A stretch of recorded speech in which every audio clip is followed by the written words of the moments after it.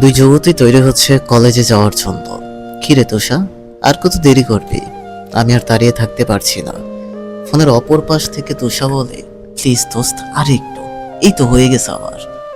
হয়ে গেছে করছিস, হবে কখন বলতো?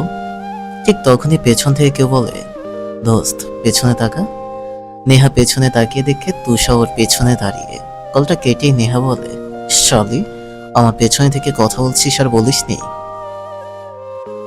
তুষা চোখ মেরে বলে, আরে জানো, এটা তো সারপ্রাইজ। নেহা বলে, তুই আর ভালো হবি না তুষা। তুষা বলে, তোর দুলাভাই আসলে ভালো হয়ে যাবনি। বলে দুজন হেসে কলেজের ভেতরে ঢুকে যায়। তুষা হলো হাসান সাহেবের ছোট মেয়ে। তারা তিন বোন, তবে দুইজন হাসান সাহেবের মেয়ে হলেও তুষা হাসান সাহেবের মেয়ে নয়। হাসান সাহেবের প্রথম স্ত্রী মারা যাওয়ার পর তিনি পুরনো প্রেমিকাকে বিয়ে করে নেয়। তুষা মায়ের পেটে থাকা অবস্থায় রোড অ্যাক্সিডেন্টে তুষার বাবা মারা যায়। কিন্তু হাসান সাহেব তুষাকে নিজের বাকি দুই মেয়ের মতোই ভালোবাসেন। বড় মেয়ে তিন্নি ভার্সিটিতে পড়ে, যার বয়স 20। মেজো মেয়ে ইকরা ইন্টার সেকেন্ড ইয়ারে পড়ে, যার বয়স 18। আর ছোট মেয়ে তুষা, সে ইন্টার ফার্স্ট ইয়ারে পড়ে, যার বয়স 17। হাসান সাহেব অল্প বয়সে, অর্থাৎ 22 বছরেই বিয়ে করে নেয়। বলে অল্প বয়সেই দুই কন্যা সন্তানের বাবা হয়ে যায়। হাসান সাহেবের বর্তমান বয়স 42 বছর। হাসানের দ্বিতীয় স্ত্রীর নাম সায়রা চৌধুরী। সায়রা চৌধুরী যেমন নরম মনের মানুষ, তেমনই রাগী। হাসানের দুই মেয়েকে নিজের মেয়ের মতোই আপন করে নেয়। বিকেল 5টায় কোচিং শেষ করে তুষার নেহা কলেজ থেকে বের হয়। তুষা বলে, দোস্ত তুই যেতে পারবি তো, নাকি রিক্সা ডাকি? নেহা বলে, না রে জানো, আমি চলে যেতে পারবো, তুই চলে যা। আঙ্কেল আন্টি তোকে নিয়ে চিন্তা করছে, আজ এমনিতেই ছুটি দেরিতে হয়েছে। তুষা বলে, ঠিক আছে দোস্ত, সাবধানে যাবি, আর বাসায় গিয়ে আমাকে একটা কল দিবি। নেহা বলে, আহা গো, আমার জানুটা আমার জন্য কত চিন্তা করে। তুষা বলে, করবো না, তুই আমার একমাত্র বেষ্টি। তারপর দুজনে একে অপরের বাড়ির দিকে চলে যায়। পরদিন সকালে তুষা কলেজে গিয়ে দেখে নেহা আসেনি। তুষা ভাবে হয়তো আমি দেরি করেছি, তাই নেহা ক্লাসে চলে গেছে। তুষা ক্লাসে ঢুকে গাল ফুলিয়ে বসে থাকে। তখন নেহা এসে বলে, তুই আজ এত দেরি করলি কেন? তুষা বলে, বলবো না, এটা খুশির খবর ছিল, কিন্তু তুই আমাকে ফেলে চলে এলি কেন? আরে জানো, শফিক স্যার গেটের সামনে দেখে রাগ করে বকা দিয়েছে, আব্বুর কাছে কল করে বিচার দিবে, তাই চলে আসলাম। তাই বলে ফেলেই চলে আসবি আমাকে, হ্যাঁ? নেহা হেসে তুষার মাথায় হালকা ধাক্কা দিয়ে বলে, এই বলতি, রাগ ছেড়ে এবার বলতো, তুই কি খুশির খবর দিতে চাইছিস? তারপর তুষা বলে, আরে জানো, আপুর বিয়ে আগামী মাসের 2 তারিখে। আর মজার ব্যাপার কি জানিস? কি? আপুর ভালোবাসার মানুষের সঙ্গে বিয়ে হচ্ছে। 4 বছরের সম্পর্ক অবশেষে পূর্ণতা পাচ্ছে। নেহা বলে, সত্যি নাকি? এটা তো খুশির খবর। তুষা বলে, আর বেশি দিন নেই, তাই বাসায় অনেক কাজ, আজ কোচিং করব না, বাসায় যাব।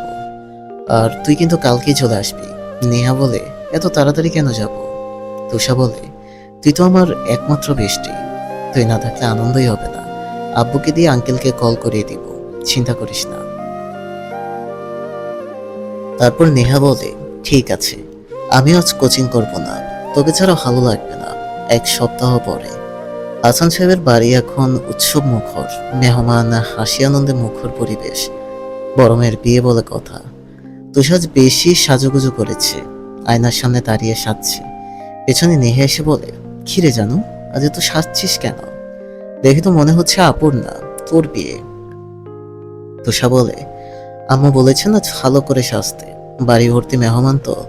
নেহা বলে, মাশাআল্লাহ, আমার বৃষ্টি তো দেখতে এমনিতে অনেক সুন্দর, শাড়িতে তো আরো দারুণ লাগছে, নজর না লাগে যেন। তখন তুষা চুপ হয়ে যায়। নেহা বলে, কিরে, হঠাৎ চুপ করে গেলি কেন? আসলে নেহা, আমার খুব ভয় লাগছে। নেহা বলে, কেন? তুষা বলে, বাপির এক বন্ধুর দৃষ্টিটা ভালো না, খুব অস্বস্তিকর লাগে। নেহা বলে, কে? ওই লোকটা যে আঙ্কেলকে একদিন মাথা ঘুরে অজ্ঞান হয়ে রাস্তার পড়ে যাওয়ায় হসপিটালে নিয়ে গিয়েছিল। তুষা মন খারাপ করে বলে, হ্যাঁ, ওই লোকটা যে এখনো কেন বিয়ে করে নাই বুঝি না বাবা। আমার বাপের তো শুনলাম অল্প বয়সে বিয়ে দিয়ে দিয়েছেন দাদু, তারপর ওনার অফিসে ওনার জায়গায় বসিয়ে দিয়েছিলেন। এই লোকটা না বিয়ে করছেন, না আমার পিছু ছাড়ছেন। যখন থেকে আমাকে দেখেছি, আমাদের বাড়িতে আসলেই আমার দিকে কেমন দৃষ্টিতে তাকিয়ে থাকে। নেহা হাসতে হাসতে বলে, তাই নাকি? তাহলে তোকে ওই লোকটার সঙ্গে বিয়ে দিয়ে দিব। তুষা বলে, কুত্তি, তুই খুব বেশি বকছিস। উনি বাপির সাথে ফ্রেন্ডশিপ করেছে, তার মানে উনি এখন আমার বাপির ফ্রেন্ড। তাহলে ওইসব উল্টাপাল্টা ভাবছিস কেন তুই? তাছাড়া লোকটাকে দেখতে অদ্ভুত লাগে। নেহা বলে, তাই নাকি রে? কেমন অদ্ভুত? ভিলেন বলেও কিন্তু চলবে আমার, কিন্তু ভিলেন টাইপের ছেলেগুলোই ভালো লাগে। তার সাথে আবার হ্যান্ডসামও আছে। তুষা বলে, নেহা, তুই বুঝতে পারছিস না, লোকটা খুব ডেঞ্জারাস। নেহা বলে, তাই নাকি? হ্যাঁ, আর বয়সও আছে। নেহা বলে, তোর বাবার ফ্রেন্ড তো, বয়সের কত হবে? তুষা বলে, আমার বাপির বয়সী তো। তুষা বলে, আমার বাপির বয়সেরই তো। নেহা বলে, ওনাকে দেখলে তা মনে হয় না। আর আঙ্কেলের বয়স তো 42, আর ওই লোকটার বয়স 38, তাহলে ফ্রেন্ডশিপ হলো কি হবে? তুষা বলে, আমিও ভাবছি কিভাবে কি সম্ভব। তারপর নেহা হেসে বলে, প্রেম যেমন বয়স মানে না, তেমন বন্ধুত্বও বয়স মানে না। আর তেমন বেশি পার্থক্য নেই, শুধু 4 বছরের পার্থক্য তাদের মাঝে। তোষা বলে, লোকটা একটা চরিত্রহীন। আমি বাপের সৎ মেয়ে তো কি হয়েছে, আর বাপের সাথে যেহেতু বন্ধুত্বের সম্পর্ক গেছে, তাহলে আমার দিকে অন্যরকম দৃষ্টির তাকায় কেন? নেহা বলে, তাতে কি হয়েছে? দেখতে তো ইনসান, বড় লোক। ইতালিতে বিজনেস শুনলাম। সিঙ্গাপুরেও ওনার নাকি বিজনেস আছে। ঢাকায় শোরুম বাড়ি গাড়ি সব কিছু আছে। তুষা বলে, হয়ে গেছে, তুই কে বিয়ে কর ওই 38 বছরের বইরা ব্যাটারে। আমার 17, ওনার 38। নেহা বলে, 38 তো কি হয়েছে, দেখতে এখনো 27 বছরের মতো লাগে। কি স্ট্রং, কি হ্যান্ডসাম। তুষা বলে, চুপ কর, এবার তৈরি হয়ে নে, নয়তো আম্মু বকবে। কিছুক্ষণ ঝগড়া করার পর তুষা নেহা নিচে যায়। গিয়ে দেখে অনেক মেহমান এসেছে। একরা সাইডে দাঁড়িয়ে বিড়বিড় করছে, আজকে আমার রুমটা শেষ। তুষা বলে, কি রাবু, কি বলছিস? একরা কিছু না বলে উপরে চলে যায়। তারপর নেহা বলে, ইকরা আপু এমন কেন রে? তোর সাথে আমি দেখছি কখনোই ঠিকভাবে কথা বলে না, শুধু তিন্নি আপু তোকে নিজের বোনের মতো আদর করে। তারপর তুষা মুখে একটা আলতো হাসি নিয়ে বলে, আরে দোস্ত বাদ দে, সমস্যা নাই। তিন্নি আপু তো নিজের বোনের মতো আমাকে আদর করে, এটাই অনেক। তারপর নেহা বলে, তুই আন্টির কাছে যা, আমি একটু ওয়াশরুম থেকে আসছি। তুষার ড্রয়িং রুমে গিয়ে দেখে তার বাবা হাসান সাহেব একজন লোকের সঙ্গে হাসাহাসি করে কথা বলছেন। লোকটিকে দেখে তুষা একেবারে কেঁপে ওঠে। 6 ফুট লম্বা, ফর্সা গায়ের রং, চাপদারি। লোকটি যেন ভয় আর আকর্ষণের এক অদ্ভুত মিশেল। এটাই সেই লোক যার দৃষ্টিতে তুষা বহুদিন ধরে অস্বস্তি বোধ করত। নাম শাহরিয়ার ইমতিয়াজ চৌধুরী। তুষা এক প্রকার দৌড়ে উপরে চলে যায়। সিঁড়ি দিয়ে উঠতেই কে যেন পেছন থেকে তার হাত টেনে নেয় এবং নিজের সঙ্গে মিশিয়ে নিয়ে বলে, where are you running off to baby? কেউ না বুঝে কোনো ধরনের বাজে মন্তব্য করবেন না। তুষা ইমতিয়াজের এক ঘনিষ্ঠ বন্ধুর সৎ মেয়ে, কোনো সমবয়সী বন্ধুত্ব নয়, বরং একদিন তুষার বাবাকে একটি বড় বিপদের হাত থেকে বাঁচিয়েছিলেন ইমতিয়াজ। সেই ঘটনার পর থেকেই তাদের মধ্যে এক ধরনের সৌজন্যমূলক সম্পর্ক গড়ে ওঠে। তবে ইমতিয়াজ অনেক সাইকো টাইপের নায়ক। তুষা এক অনিন্দ্য সুন্দরী, রূপবতী ও স্বভাবগুণে পরিপূর্ণ মেয়ে। আর এই অসাধারণ মেয়েটিকে একদিন হঠাৎ দেখে ইমতিয়াজের হৃদয়ে জন্ম নেয় এক গভীর অনুভূতি। প্রথম দেখাতেই ইমতিয়াজ মুগ্ধ হয়ে পড়ে, যেন হৃদয়ে একরাশ ক্রাশ কেউ তোলে। সেই মুগ্ধতা থেকে জন্ম নেয় নিঃশব্দ ভালোবাসা। এরপর থেকে মাঝে মধ্যে ইমতিয়াজ তুষাদের বাড়িতে যেত, শুধুমাত্র তুষাকে এক ঝলক দেখার জন্য। তুষার কাঁধে শক্ত করে হাত রেখে ইমতিয়াজ তাকে এক ঝটকায় টেনে নিল নির্জন একটা রুমে। দরজাটা ভেজিয়ে দিয়ে দেয়ালে ঠেসে ধরল মেয়েটাকে। হঠাৎ এই আচরণে তুষার দম বন্ধ হয়ে আসে। বুকের ভেতর ধক ধক শব্দ যেন নিজেই শুনতে পাচ্ছে সে। ইমতিয়াজ ঠোঁটে এক রহস্যময় হাসি টেনে বলে উঠল, মাই হার্ট হ্যাকার, এত তাড়াহুড়ো কিসের বলো তো? তুষা অবাক দৃষ্টিতে তাকিয়ে থাকে সামনে দাঁড়িয়ে থাকা পুরুষটির দিকে। এক নিঃশ্বাসে চাওয়া যায়, তবু চোখ সরানো যায় না। প্রায় 6 ফুটের মতো লম্বা করণ, যেন আকাশ ছোঁয়ার সাহসী আকাঙ্ক্ষা তার শরীর জুড়ে। খোদাই করা তামাটে রঙের বাদামি চোখ দুটি রোদ চশমার ফাঁক গলে তুষার গলানো উষ্ণতা ছড়িয়ে দিচ্ছে, যেন সেই চোখে লুকানো আছে এক যুদ্ধ জয়ের গল্প। নীল রঙের হালকা খোলা শার্ট আর সাদা প্যান্ট, তার চলন এতটাই পরিপাটি যেন সূর্যাস্তের আলো ছুঁয়ে তৈরি করা কোনো শিল্পকর্ম। আর চুলগুলো যত্নে এলোমেলো করা, সেই অগোছালো ভঙ্গিতে লুকিয়ে আছে নিয়ন্ত্রণ এক পূর্ণ সৌন্দর্য। তুষার মনে হয় সামনে দাঁড়িয়ে থাকি পুরুষটি যেন কোনো বাস্তব মানুষ নয়, একটা নিখুঁত সৌন্দর্যের মূর্ত প্রতীক, যার প্রত্যেকটা ভঙ্গিমায় জড়িয়ে আছে আকর্ষণ, আশ্রয় আর এক অদ্ভুত ভয়। তবে তুষার চোখে তার এই সৌন্দর্যের চেয়ে ভয়টাই বড় হয়ে ধরা পড়ে। কাপা কণ্ঠে বলে ওঠে সে, ছাড়ুন আমায় প্লিজ। ইমতিয়াজ তার মুখের কাছে মুখ এনে ধীরে ধীরে ফিসফিস করে বলে, ছাড়বো তো বেবি, তবে এত তাড়াতাড়ি না, একটু তো উপভোগ করি তোমার ভয় পাওয়া চোখগুলো। কি সুন্দর লাগে জানো। তার নিঃশ্বাস গরম হয়ে এসে লাগে তুষার কানের পাশে। তুষার কাঁপতে থাকে, অথচ বুকের ভেতর যেন এক অজানা রোমাঞ্চের শিহরণ জেগে ওঠে। না ভাই ছাড়ুন বলছি, নয়তো আমি বাবিকে ডাকবো। তোমার বাপিকে ডেকে লাভ নেই শোনা, তোমার বাপি এখন বাসায় নাই, আর এইদিকে কেউ আসবে না তোমাকে বাঁচাতে। Danger doll. আপনি কেন এমন করছেন আমার সাথে? আপনি তো আমার বাপের ফ্রেন্ড হন, তাহলে আমি আপনার মেয়ের মতোই, তাই না? কথাটা শেষ করার আগে ঠাস করে তোষাকে একটা চর বসিয়ে দিয়ে ইমতিয়াজ বলে, দ্বিতীয়বার এই কথাটা বলতে ছিপ টেনে ছিঁড়ে ফেলবো। তোষা কান্না ভরা চোখ নিয়ে বলে, কেন পড়ে আছেন আমার পিছনে? তুমি বোঝো না কেন পড়ে আছি? এতগুলো বছর ধরে আমি কেন এই বাড়িতে আসি তুমি জানো না? তুষার আগে বলে না। ইমতিয়াজ বলে, দেখো আমার সাথে ধমকেশ্বরে কথা বলবে না, আর মেয়ে মানুষের এত বড় গলায় কথা বলতে নেই।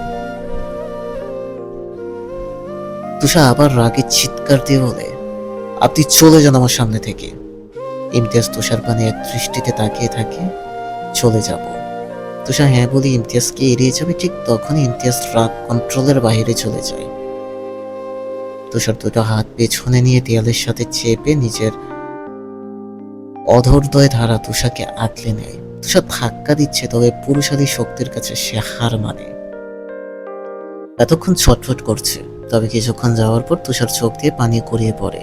প্রায় 15 মিনিট পর ইমতিয়াজ তুষাকে ছেড়ে দিয়ে তুষার কাঁধে হাত রেখে বলে, আর কখনোই আমার সাথে রেগে কথা বলবে না, বুঝেছ? হার্ট অ্যাটাক বলেই ইমতিয়াজ বেরিয়ে যায় এখান থেকে। হার্ট হ্যাকার বলেই ইমতিয়াজ বেরিয়ে যায় এখান থেকে।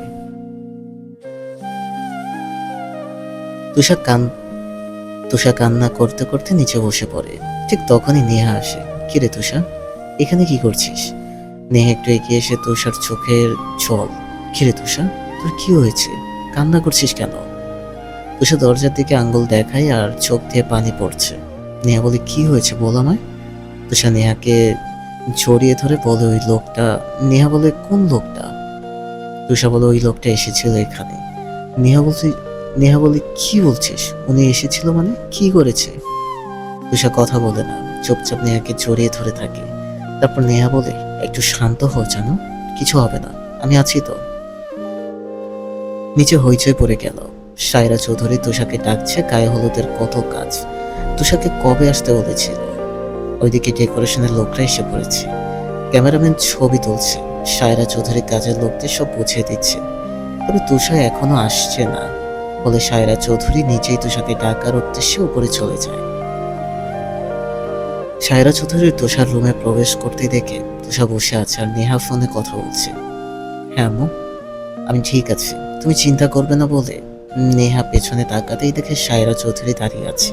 নেহা বলে, আন্টি আপনি আসুন, ভেতর আসুন। নেহার আন্টি শব্দটা তুষার কানে যেতেই তুষার চমকে ওঠে। তারপর সায়রা চৌধুরী বলে, কখন তুষাকে বলছি নিচে আসতে, ওর আপুর মেহেদি পড়াতে লোক আসবে, পার্লারের লোকদের কল দিতে হবে, আর ওর কোনো খোঁজ খবরই নাই। তারপর তুষা বলে, আম্মু, আমি পার্লারের লোকদের কবেই বলে দিয়েছি ওনারা সন্ধ্যার পর ঠিক টাইমে এসে পড়বে। তারপর সায়রা চৌধুরী বলে ঠিক আছে। আর তোরা রুমে বসে কি করছিস? নিচে সবাই আনন্দ করছে, নিচে আয়। নেহা বলে আন্টি আপনি যান, আমরা আসছি। ঠিক আছে মা, বলে সায়রা চৌধুরী চলে যায়। এরই মাঝে মেহেদি পরান লোক এসে গেছে। নেহার তুষা গিয়ে তিন্নির পাশে বসে আছে।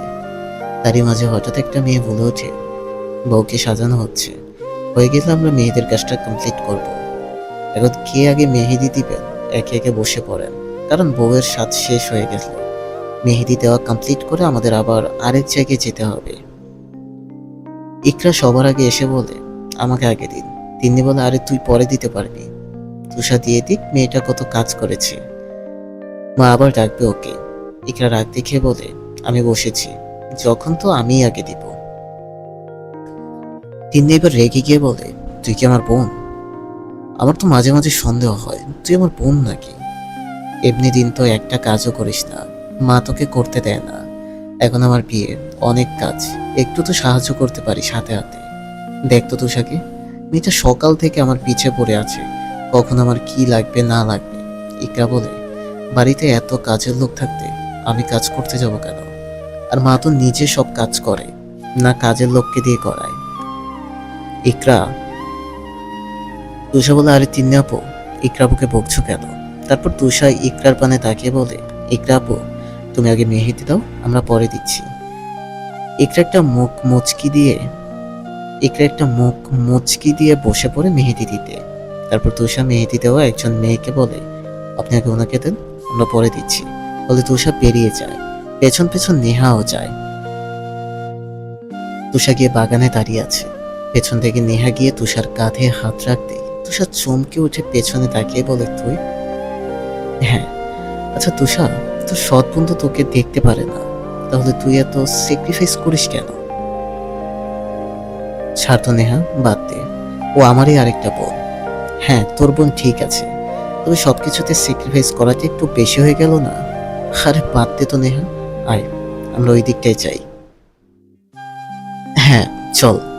তারপর নেহা বলে, তুই দাঁড়া, আমি দুইটা চেয়ার নিয়ে আসছি। একটু সামনে যেতেই সায়রা চৌধুরী নেহাকে টেনে নিয়ে যায়। আসো না, তুমি আমাদের বাড়ির একজন মেহমান, সারাদিন তুষার সাথে থেকে কত কি করেছো, অথচ খাওয়া দাওয়া করার টাইম পাচ্ছ না। আসো আমার সাথে খাবে। না না আন্টি, আমি পরে খাবো নি। না পরে পরে করলে চলবে না, এক্ষুনি চলো আমার সাথে খাবে। তারপর সায়রা চৌধুরী নেহাকে খাওয়ার জন্য জোর করে নিয়ে ডাইনিং টেবিলে বসায়। আর ওইদিকে তুষা এখনো দাঁড়িয়ে অপেক্ষা করছে তুষার জন্য। হঠাৎ করে তুষার চুলের খোপায় স্পর্শ পেয়ে তুষা পেছনে ফিরে তাকায়, বলে, নেহা। তাকিয়ে দেখে সেই 6 ফুট লম্বা ইমতিয়াজ চৌধুরী। আপনি? হ্যাঁ, তোমাকে সবকিছুতেই ফিটফাট লাগছিল, তবে খোপায় বেলি ফুলের কাস্টটা মিসিং ছিল, তাই আমি দিয়ে পরিপূর্ণ করে দিলাম। কেন, অন্য কেউ আসার কথা ছিল নাকি? তুষা বলে, না। আর আপনি বারবার আমার পেছন দিচ্ছেন কেন? কি চাই আপনার? হার ঠেকার চাই তো একটা জিনিস, সেটা হলে তুমি। তুষা বলে, কখনোই না। আমার জন্ম আমেরিকায়, বর্তমানে থাকি সিঙ্গাপুরে, তাই বাংলাদেশে এক আত্মীয়ের জন্য এসেছিলাম। আর সেখান থেকে তোমার সাথে দেখা মিলে আমি আর ব্যাক করিনি মাই স্পাইসি কিউটি। তারপর বাংলাদেশেও কিছু টুকটাক নিজের বিজনেস করে ফেলি, আর এখানেই থেকে যাই তোমার জন্য। তবে তোমাকে নিয়ে আমি ব্যাক করতে চাই সিঙ্গাপুরে মাই স্পাইসি কিউটি। তুমি চাইলে সব সম্ভব করতে পারি আমি, দেখবে? না, আমার কিছু দেখা লাগবে না, আপনি যান না এখান থেকে। হ্যাঁ বেবি, যাবো তো। আর সেটা তোমাকে নিয়ে সোজা সিঙ্গাপুরে পাড়ি দিব, সেখানে তুমি আমার ওয়াইফ, আমার অর্ধাঙ্গিনী হয়ে থাকবে। আমার জন্ম আমেরিকায়, বর্তমানে থাকি সিঙ্গাপুরে।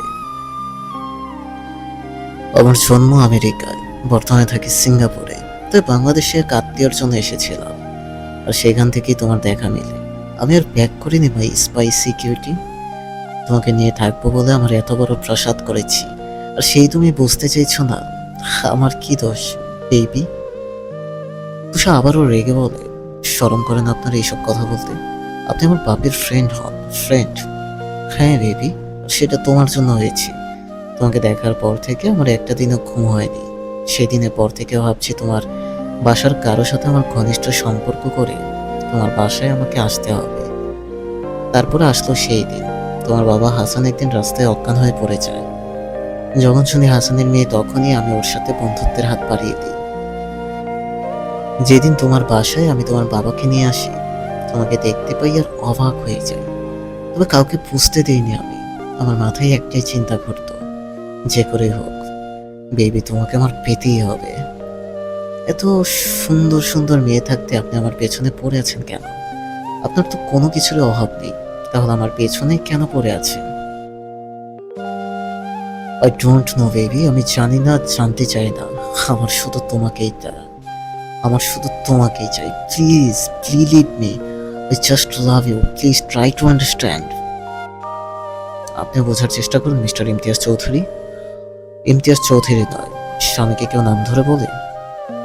তখনই তুষার চিৎকার দিয়ে বলবে, কিসের স্বামী? আপনার সাথে আমার বিয়ে হয়েছে? হ্যাঁ, আপনার বয়স কত? 38 আর আমার 17।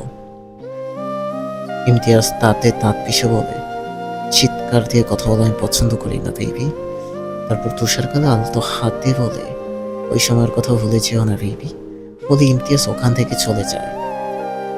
নিশুতি সন্ধ্যায় হঠাৎ করে বেজে উঠল তুষার ফোন। স্ক্রিনে এসে উঠল অচেনা এক নাম্বার। দ্বিধাভরা আঙ্গুলে কল রিসিভ করতে হেসে এলো এক কণ্ঠ। মিস তুষা, আমি বাইক রেসার ক্লাব থেকে বলছি। আগামীকাল আমাদের বার্ষিক বাইক রেস প্রতিযোগিতা অনুষ্ঠিত হবে। আপনি যে নাম নিবন্ধন করেছিলেন সেটা অনুযায়ী আপনাকে অংশগ্রহণ করতেই হবে, নতুবা আপনি প্রতিযোগিতা থেকে বাদ পড়বেন। তুষার কণ্ঠ কেঁপে উঠল, আগামীকাল? কিন্তু কাল তোমার আপুর বিয়ে, একটা দিন পেছানো যায় না? ওপাশ থেকে নির্লিপ্ত স্বরে হেসে এলো, দুঃখিত, নিয়ম অনুযায়ী কাল যদি আপনি উপস্থিত না হন তাহলে অংশগ্রহণ বাতিল বলে গণ্য হবে। কিছুক্ষণ চুপ থেকে তুষার কঠিন সুরে বলল, না না, আমি আসবো, আমি প্রতিযোগিতায় অংশ নেব। এতটুকু বলেই ফোন কেটে দিল সে। কিন্তু ফোনের আলো নিভে যাওয়ার সঙ্গে সঙ্গে তুষার চোখে নেমে এলো এক দুশ্চিন্তার ছায়া। একদিকে প্রিয় আপুর বিয়ের দিন, অন্যদিকে বহু স্বপ্নে গড়া তার প্রথম বাইক রেস, দুটোই কাল। নিজেকে যেন প্রশ্ন করছিল তুষা, স্বপ্ন বাঁচাবো না সম্পর্ক, নাকি দুটোই ধরে রাখার পথে খুঁজবো? তুষা গভীর চিন্তার সাগরে ডুবেছিল। চোখ দুটো স্থির, অথচ ভেতরে যেন ঝড় বয়ে যাচ্ছে। হঠাৎ করে পেছন থেকে তার কাঁধে একজোড়া হাত পড়তেই গা কেঁপে উঠল তুষার। ভয় আর বিস্ময়ে ঘুরে দাঁড়ায় সে। সামনে দাঁড়িয়ে আছে ইমতিয়াজ, চিরচেনা সেই চোখ, ঠোঁটের কোণে লুকোনো এক রহস্যময় হাসি। Heart hacker. ইমতিয়াজ এক পলক চেয়ে থাকে, গভীর সুরে বলল, তোমার চিন্তা আমি বুঝেছি হার্ট হ্যাকার। কাল আমি তোমাকে নিয়ে যাব তোমার স্বপ্নের রেসে। আপুর বিয়েতেও সময় মতো ফিরিয়ে আনবো। তোমাকে স্বপ্ন আর ভালোবাসার দুটো থেকেই বঞ্চিত হতে দেব না। তুষার হৃদয় যেন প্রশান্তির এক ঢেউ খেলে গেল। ইমতিয়াজের চোখে ছিল অদ্ভুত এক ধীরতা, যা বলে দিচ্ছিল এই মানুষটা কথা দিলে সে রাখে। তুষার চোখে মৃদু জল, ঠোঁটের কোণে এক টুকরো হাসি। স্বপ্ন এবার হয়তো সত্যি হতেই চলেছে। ইমতিয়াজ চৌধুরীর কথা মাথায় ঘুরছে বারবার। তোমাকে স্বপ্ন আর ভালোবাসা দুটো থেকেই বঞ্চিত হতে দেব না। তুষারের ভেতরে ভয়, কৌতূহল আর কিছুটা আশ্বাস একসাথে খেলে যাচ্ছে। সকালের বিয়ের আয়োজনে সেজন্য এক আধা যন্ত্রচালিত মানুষ হাসছে, কিন্তু চোখ ফাঁকা। সকাল 7টা বাজতেই ফোনে টুম করে মেসেজ আসে, মাই হার্ট হ্যাকার, তোমার রেজিস্ট্রের শুভ হোক, বাইরে তাকাও। ইমতিয়াজ। তুষার জানালা দিয়ে তাকিয়ে দেখে নিচে দাঁড়িয়ে আছে এক চকচকে কালো বাইক, তাতে লাল ফুলের মালা ঝুলছে। আর পাশে সাদা শার্ট ইমতিয়াজ, চোখে সানগ্লাস, ঠোঁটে সেই রহস্যময় হাসি। তুষার বুক ধরফর করে ওঠে, তবুও সে নিচে নামে। আজ তার স্বপ্নের দিন, বাইক রেসিং এরিয়া, সকাল 10টায়। নেহা এদিকে চিন্তা করছে, বাড়ির সবাই যদি তুষারকে খোঁজে তাহলে সে কি জবাব দিবে। নেহা তুষার রুমে পায়চারি করছে, তার চোখ ভয়ে, তার চোখে ভয়।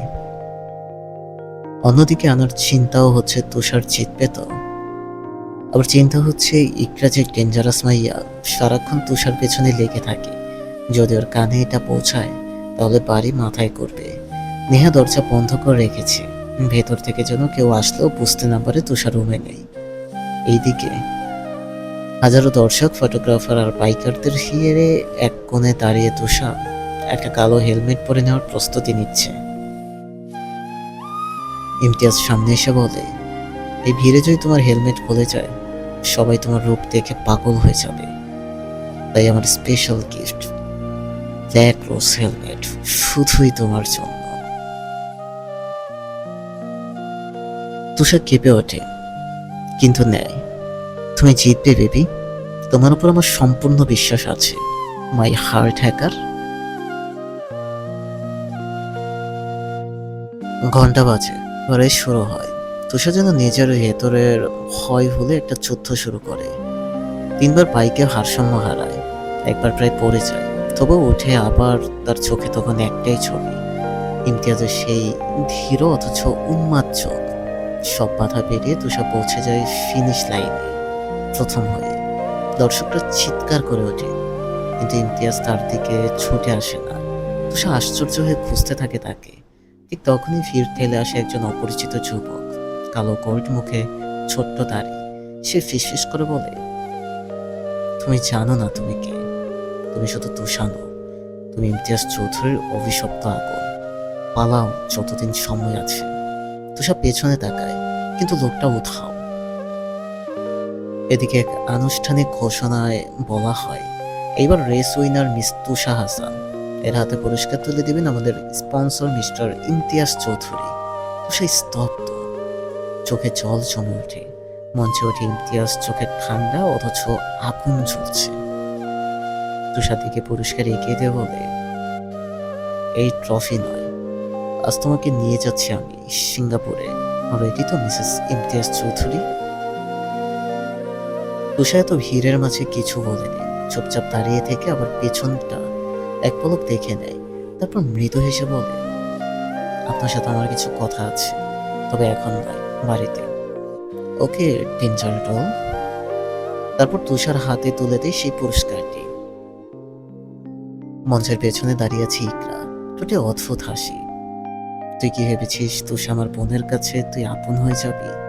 আমার বাবাকে তো কেড়ে নিয়েছিস, আমার বোনটাকেও। আমার মা মারা যাওয়ার পর সবাই আমার পর হয়ে গিয়েছে, আর সেটা তোর জন্য। তোকে আমি শান্তিতে থাকতে দিব না তুষা, তোর হার হবেই, তোর মৃত্যু খুবই কাছে। তোকে যদি মৃত্যুর যন্ত্রণা না দিতে পারছি, আমার নাম ইকরা হাসান নয়। আরেক কোণে দাঁড়িয়ে সেই আগের অজানা যুবক, চোখে প্রতিশোধের আগুন। তুষার দূরে একটা গাছের নিচে দাঁড়িয়ে আছে। হঠাৎ করে তুষার কাঁধে হাতের ছোঁয়া পেতেই তুষার পেছনে ফিরে তাকায়। হার্ট হ্যাকার, কেমন ফিল হচ্ছে? আচ্ছা, আপনি আমাকে সাহায্য করছেন কেন? হার্ট হ্যাকার, সেটা তুমি নিজেও জানো। না, আমি জানি না। হার্ট হ্যাকার, বাড়িতে চলো, সবাই চিন্তা করবে। না, আমি যাব না। আপনি বলেন কেন সাহায্য করছেন আমার? জানতে চাও? জানতে চাও কারণ? হ্যাঁ। তবে শোনো, আমি তোমায় ভালোবাসি, আর বিয়ে করে আমার সঙ্গে সিঙ্গাপুরে নিয়ে যেতে চাই। যাবে আমার সাথে তুমি? সত্যি আমায় ভালোবাসেন? হ্যাঁ। কোনো সন্দেহ আছে? কিন্তু বাপি আর বাড়ির সবাই তোমাদের সম্পর্কটা মেনে নিবে না, সেটা তোমার চিন্তা করতে হবে না। হার্ট হ্যাকার, তুমি শুধু আমার হাতটা ধরো, আমি পাড়ি দিব তোমাকে নিয়ে সিঙ্গাপুর। তুষা বলে, আমি আগে বাপির সাথে কথা বলে নেই, হুট করে কোনো সিদ্ধান্ত নেওয়া যায় না মিস্টার চৌধুরী। তবে আপনি আমার স্বপ্ন পূরণ করেছেন, আপনাকে কি করে ধন্যবাদ দিব তার ভাষা আমার জানা নেই। তারপর তুষা বলে, আপনি জানেন মিস্টার চৌধুরী, আমি এমন একজনকে চাইতাম যে আমার স্বপ্নটা পূরণ করতে সাহায্য করবে, আমার পাশে দাঁড়াবে। আল্লাহ হয়তো আপনাকে আমার জন্য পাঠিয়েছে। ইমতিয়াজ মুখে একটা আলতো হাসি নিয়ে তুষাকে আগলে নেয়। তুষাও নিজের হাত দুটো দ্বারা ইমতিয়াজকে আগলে নেয়। হঠাৎ ইমতিয়াজ বলে ওঠে, হার্ট হ্যাকার, আমার কিন্তু অন্যরকম ফিল পাচ্ছে। ছাড়ো, নয়তো আমি হট হয়ে গেলে তোমার কিছু হয়ে যাবে। তুষার সাথে সাথে ইমতিয়াজকে ছেড়ে দিয়ে নড়ে চড়ে দাঁড়ায়। এবার চলো, বাড়িতে যেতে হবে। চলো। এদিকে নেহাই একা সব সামলে নিচ্ছে। সায়রা চৌধুরী বারবার তুষাকে ডাকতে এসেছে। নেহা রুমে পাইচারি করছে আর ভাবছে, ইকরা যে ডেঞ্জারাস মেয়ে, যদি একবার টের পায় তো পুরো বাড়ি মাথায় করবে। এদিকে নেহা একা সব সামলে নিচ্ছে। সায়রা চৌধুরী বারবার তুষাকে ডাকতে আসছে। নেহা রুমে পায়চারি করছে আর ভাবছে ইকরা যে ডেঞ্জারাস মেয়ে, যদি একবার টের পায় তো পুরো বাড়ি মাথায় করবে। তাই নেহা ভেতর থেকে দরজা বন্ধ করে রেখেছে, কেউ যেন কিছু বুঝতে না পারে। তারই মধ্যে সায়রা চৌধুরী একবার রুমেও ঢুকে পড়ছে। তুষার নেহাকে ডাকতে ডাকতে নেহাকে জিজ্ঞেস করে তুষা কোথায়। তুষা কাঁচা ফুল আনতে গিয়েছে বলে নেহা কাটিয়ে দেয়। সায়রা চৌধুরী বলে একটু পর বর আসবে আর ওর এখন ফুল আনার সময় হয়েছে। নেহা কোনোরকম সায়রা চৌধুরীকে বুঝিয়ে নেয়, এরপর সায়রা চৌধুরী চলে যায়। এদিকে তুষা গায়ে চাদর মরিয়ে বাড়ির ভেতরে প্রবেশ করে। নেহা তুষাকে দেখে হাঁপ ছেড়ে বাঁচে। কিরে, এত দেরি হয়েছে কেন? জানিস আন্টি কতবার এসেছে? ধরা পড়তে পড়তে একবার বেঁচে গেছি। তুষা বলে, ম্যানেজ করে নিয়েছিস তো? হ্যাঁ। তারপর তুষা বলে, এবার তাড়াতাড়ি রেডি হয়ে নিচে যেতে হবে, চল নেহা। কিছুক্ষণের মধ্যে নেহা আর তুষা সিঁড়ি দিয়ে নিচে নামে। সামনে এসে ইকরা দাঁড়ায়। কিরে, লুকোচুরি তো ভালোই শিখে গেছিস। তুষা বুঝতে পারে না কিসের কথা বলছে ইকরা। কেন, কি হয়েছে আপু? বাপ্পা, এত ঢং করছিস যেন কিছুই জানোস না তুই। তারপর ইকরা একটা পিক তুষার সামনে এগিয়ে বলে, তুই যে বাইক রেসে গিয়েছিস সেটা কি বাসার সবাইকে দেখাবো? তুষা পিকটা দেখে ভয় পেয়ে যায়। এটা কোথায় পেলে তুমি আপু?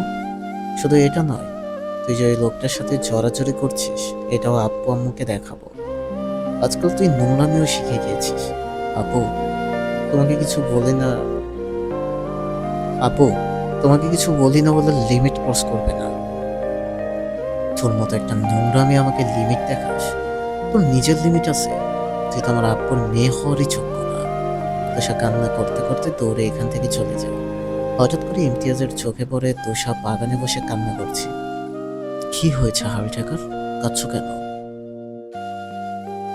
তুষা কান্না করতে করতে বলে, ইকরাপু সব জেনে গিয়েছে, ওর কাছে পিকও আছে, বলেছে সবাইকে বলে দিবে।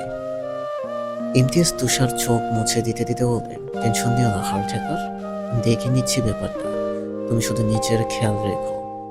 টেক কেয়ার হাড়ি ঠাকার বলে ইমতিয়াজ চলে যায়।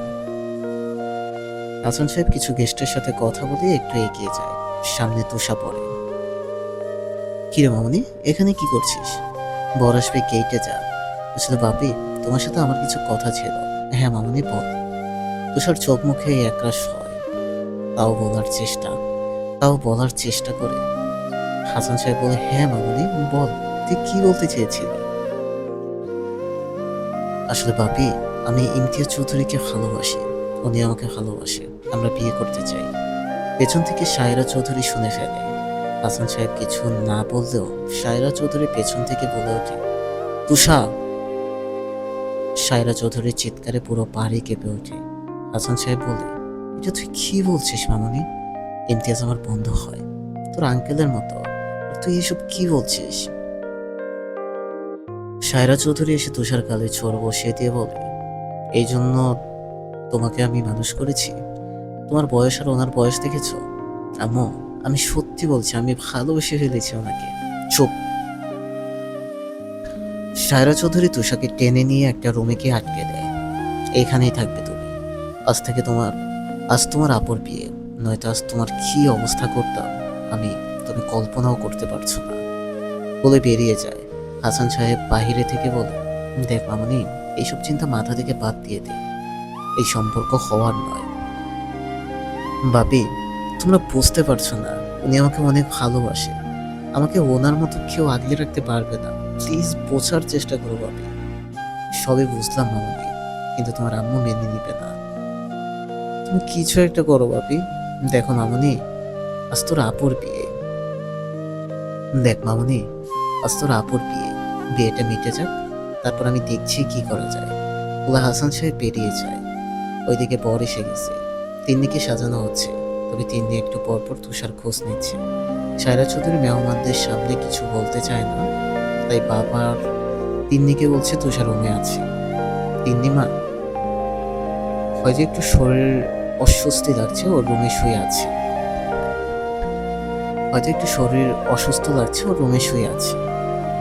সে কেমন? তুষার অসুস্থ আর তুমি আমাকে বললেন না বলে?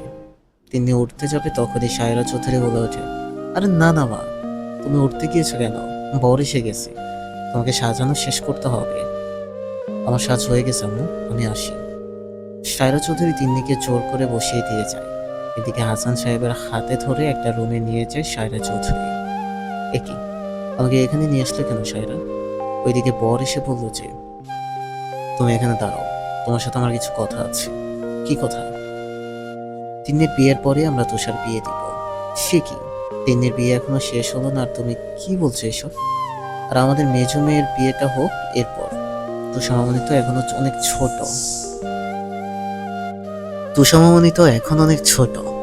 তুমি রাখো তোমার ছোট মেয়ে, হাতের নাগালের বাইরে চলে যাচ্ছে। শোনো, আমার কাছে একটা পাত্র আছে, আমার বোনের ছেলে, ও কলেজের টিচার। আমি আজকে আপনার সাথে কথা বলবো। তিন্নির বিয়েটা মিটে যাক, এরপর আমি তুষার পাকা কথা সেরে ফেলবো। হাসান সাহেবকে কিছু বলতে না দিয়ে সায়রা চৌধুরী বেরিয়ে যায়। ওইদিকে ইমতিয়াজ এখন অপেক্ষা করছে তুষার কখন আসবে আর হাসান সাহেবকে বলতে পেরেছে কিনা কথাটা। ইমতিয়াজ নিচে বাগানের পাশে দাঁড়িয়ে পায়চারি করছে। হাসান সাহেব নেহাকে সবটা জানায়। নেহা দৌড়ে এসে ইমতিয়াজকে খবরটা দেয়। হোয়াট? নেহা তুমি ঠিক বলছো? হ্যাঁ ভাইয়া, আন্টি নেহাকে আটকে রেখেছি। তুষার নাকি বিয়ে দিয়ে দেবে। সায়রা আন্টি, আপনি কিছু করুন ভাইয়া। নেহা তুমি চিন্তা করো না, এই ইমতিয়াজ চৌধুরীর প্রাণ থাকতে তার হাল ঠেকার অন্য কারো হয়ে যাবে তা হতে পারে না। দরকার হলে এই সায়রা চৌধুরীর মুখোমুখি হব আমি। উনি আমার ভদ্রতা দেখেছে এত বছর, এইবার ইমতিয়াজ চৌধুরীর খারাপটা দেখবে। আমি দেখছি ব্যাপারটা, তুমি এখন যাও। আর তুষার কি লাগবে তুমি সেই দিকটা খেয়াল রেখো, বাকিটা আমি সামলে নেব। এদিকে ইকরা সায়রা চৌধুরীর হাত ধরে টেনে সাইডে নিয়ে এসে বলে, আম্মু, আপনার মেয়ে কি করেছে জানেন? ইকরা, তোমার বলতে হবে না, আমি শুনেছি সব। আর ওকে আটকে রেখেছি একটা রুমে।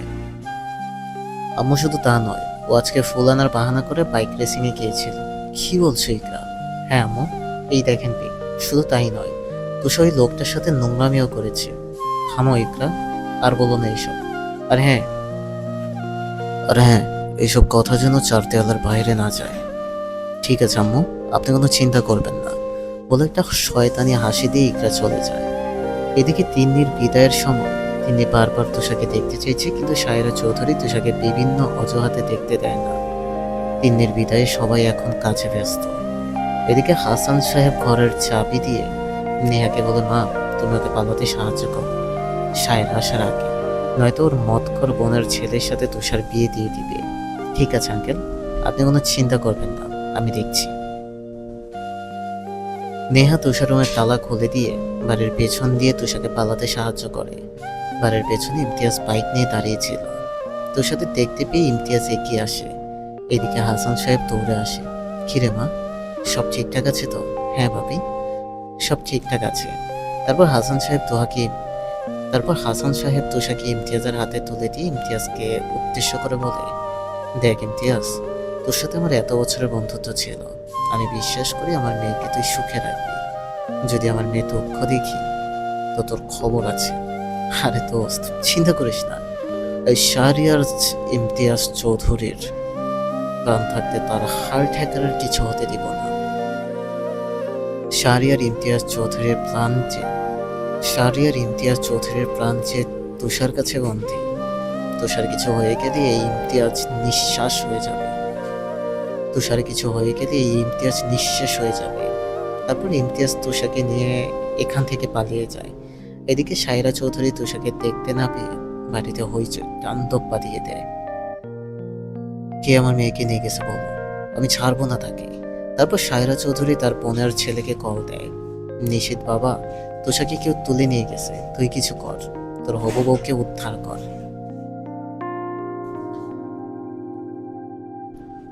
কলের ওপাশ থেকে শব্দ আসে। চিন্তা করেন আন্টি, আমি দেখছি, কোথাও পালাতে পারবে না ওরা, বলে কল কেটে দেয়।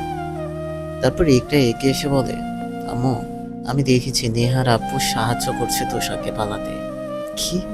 হ্যাঁ। তারপর সায়রা চৌধুরী হাসান সাহেবের সামনে তেড়ে যায়। আমার মেয়ের যদি কিছু হয় তোমাকে আমি ছাড়বো না হাসান, মনে রেখো, বলে সায়রা চৌধুরী উপরে চলে যায়। এদিকে ইকরাম মুচকে মুচকে হাসছে। বেশ হয়েছে, আমার কাছ থেকে আমার আব্বু আর আব্বুকে কেড়ে নেওয়া, তাই না? এবার মজা বুঝবি তুই। তুষা বলে ইকরাও উপরে উঠে যায়।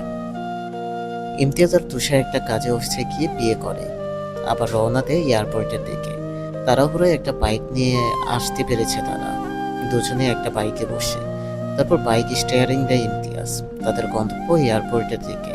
আজ সিঙ্গাপুরে পাড়ি দিবে। বাইক এক প্রকার স্পিডে ছাড়ায় তুষা ইমতিয়াজকে পেছন থেকে চাপড়ে ধরে। তখন ইমতিয়াজ বলে ওঠে, হাল ঠেকার, আস্তে ধরো।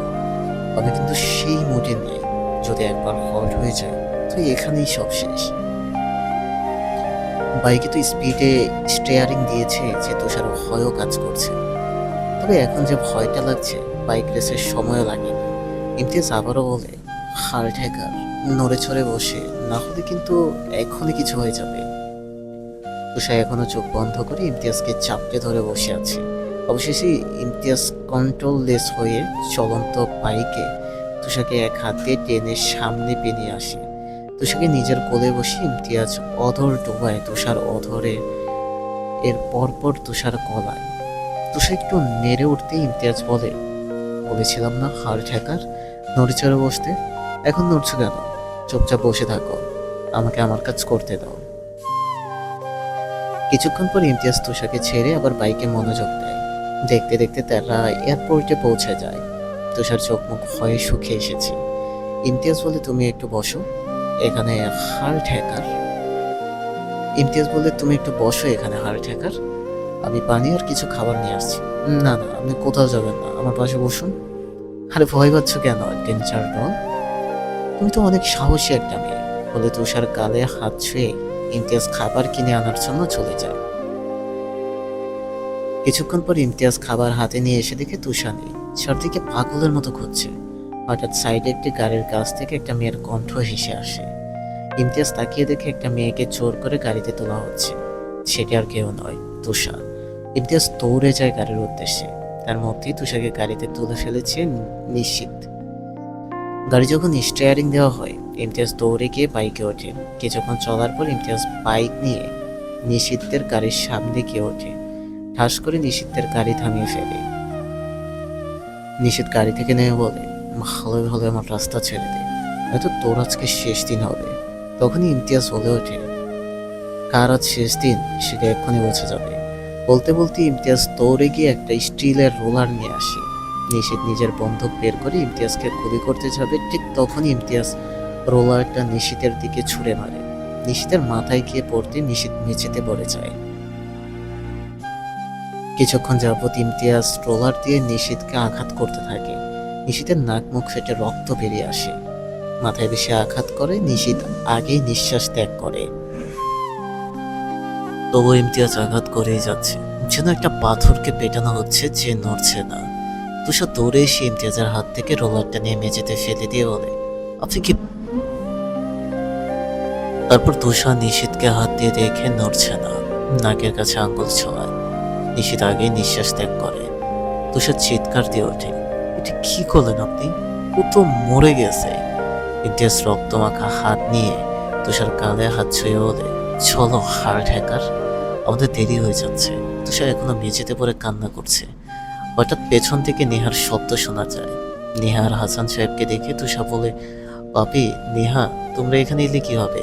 হাসান সাহেব বলে, মামুনি, সায়রাকে নিশিত কল করেছিল তোদের লোকেশন এয়ারপোর্টে। আমরা তা শুনে ফেলি, তারপর বুঝতে পারি তোদের বিপদ আছে। আমরা এয়ারপোর্টের উদ্দেশ্যে রওনা দিই। পেছনে একটা গাড়ির আড়ালে ইকরা দাঁড়িয়ে আছে। নেহা আর হাসান সাহেবকে ফলো করে এয়ারপোর্টে এসেছে। তোরা বেঁচে গিয়েছিস ভাবছিস, তাই না তুষা? এবার দেখবি ইকরার খেলা। বলে ইকরা একটু সামনে গিয়ে পুলিশ স্টেশনে কল লাগাবে। এমন সময় ইকরা খেয়াল করেনি গাড়ির রাস্তার কাছে চলে এসেছে। হঠাৎ একটা গাড়ি ইকরাকে ধাক্কা দিয়ে ফেলে দেয়। গাড়ির চাকা ইকরার পায়ের ওপর দিয়ে যায়। ইকরার সাথে সাথে জ্ঞান হারায়। চিৎকার শুনে হাসান সাহেবরা দৌড়ে আসে। ইকরাকে হাসপাতালে ভর্তি করা হয়। ডক্টর বলে ইকরার পা কেটে ফেলতে হবে, এই পা দিয়ে আর হাঁটাচলা করতে পারবে না কখনো। ডক্টরের কথা শুনে ইকরা চিৎকার দিয়ে ওঠে, না, এ হতে পারে না। ও কান্না করে দেয়, হয়তো এটা তার পাপের শাস্তি। এদিকে ইমতিয়াজ আর তুষাকে হাসান সাহেব আর নেহা বিদায় দিচ্ছে। হাসান সাহেবের কান্না দেখে ইমতিয়াজ বলে, চিন্তা করিস না বন্ধু, তোর মেয়ে আমার কাছে সুখেই থাকবে। তুষা হাসান সাহেব আর নেহাকে জড়িয়ে ধরে। নেহা বলে, সিঙ্গাপুরে গিয়ে আমাকে ভুলে যাস না। নেহা আর তুষা একে অপরকে জড়িয়ে ধরে কান্না করে দেয়। এরপর তুষা আর ইমতিয়াজ গেইটের ভেতরে যাওয়া উদ্দেশ্যে পা বাড়ায়। ইমতিয়াজ আগেই ভেতরে ঢুকে যায়। তুষা গেইটের ভেতরে ঢোকার আগে এক পলক হাসান সাহেব আর নেহাকে দেখে ভেতরে ঢুকে যায়। এরপর তাদের প্লেন ওড়াতে সিঙ্গাপুরের উদ্দেশ্যে। গল্পটি কেমন হয়েছে সবাই কমেন্ট করে জানাবেন, লাইক কমেন্ট শেয়ার করবেন। ধন্যবাদ সবাইকে।